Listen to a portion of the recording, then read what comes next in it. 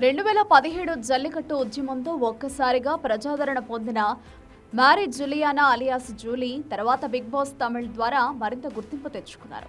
అయితే తాజాగా నిర్వహించిన మీడియా సమావేశంలో ఆమె చేసిన వ్యాఖ్యలు తమిళ రాజకీయాల్లో, సినీ వర్గాల్లో హాట్ టాపిక్ గా మారాయి. జూలీ ఆరోపణల ప్రకారం తాను గత కొన్ని నెలలుగా తీవ్ర ఆన్లైన్ వేధింపులు ఎదుర్కొంటున్నానని, ముఖ్యంగా సీఎం విజయ్ పార్టీ తమిళగ వెట్రి కళగంకు చెందిన కొందరు సోషల్ మీడియా కార్యకర్తలు తనపై వ్యక్తిగత దాడులు చేశారని పేర్కొన్నారు.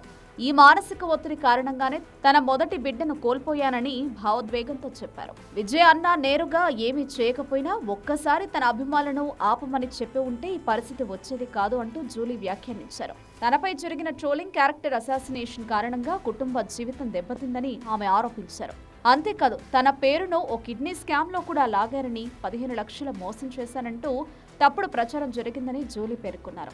ఈ వ్యవహారంపై ఇప్పటికే పోలీసులకు ఫిర్యాదు చేశారని, కానీ తగిన చర్యలు కనిపించడం లేదని ఆమె ఆవేదన వ్యక్తం చేశారు. ఇటీవలే తమిళనాడు ముఖ్యమంత్రిగా బాధ్యతలు చేపట్టిన విజయ్ రాజకీయంగా వేగంగా ఎదుగుతున్నారు. రాష్ట్ర హక్కులపై తనదైన శైలిలో పోరాడతారంటూ ప్రజాసభల్లో బలమైన సందేశాలు ఇస్తున్నారు. ఇలాంటి సమయంలో జూలీ చేసిన ఈ ఆరోపణలు రాజకీయంగా కూడా చర్చనీయాంశంగా మారాయి. మరోవైపు విజయ్ లేదా టీవీకే పార్టీ నుంచి ఈ ఆరోపణలపై అధికారిక స్పందన ఇంకా వెలువడలేదు. అయితే సోషల్ మీడియాలో మాత్రం రెండు వర్గాల మధ్య తీవ్ర వాదోపవాదాలు కొనసాగుతున్నాయి. కొందరు జూలీకి మద్దతు ఇస్తుండగా మరికొందరు ఆమె ఆరోపణలను ఖండిస్తున్నారు. ఈ వివాదం ఇక్కడితో ఆగుతుందా, లేక తమిళ రాజకీయాల్లో మరో పెద్ద దుమారానికి దారితీస్తుందా అనేది ఇప్పుడు ఆసక్తికరంగా మారింది.